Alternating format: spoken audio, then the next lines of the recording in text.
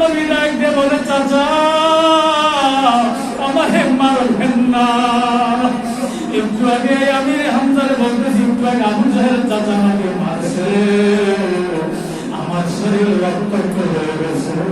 আমি হামজা বলে, না না, আমি তোমার মারার জন্য আসি না, আমি প্রতিশোধ নিবার জন্য আসি।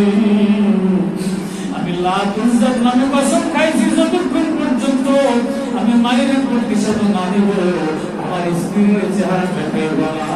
কেমন দয়াল নবী! সাথে সাথে চাচারে ডাকতে বলবে, চাচা আপনি কেন মায়ের প্রতিশোধ নিতে চান? আমার নবী বলা মাত্র আমি হামজা বলে, তোমার চেয়ে ভালো মানুষ এই মক্কায় দ্বিতীয় আরেকজন নাই। আছে আছে আছে আছে। তোমার কেন মারলো?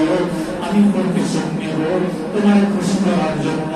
আমার নবী ডাক দিয়ে, চাচা রে, আপনি মায়ের বদলে মায়েরা প্রতিশোধ নেবেন, তাতে যত না খুশি হলো তার যে কোটি কোটি গুণ বেশি খুশি হলো যদি আপনি একবার দয়া করে আমার সাথে ধরে নেন,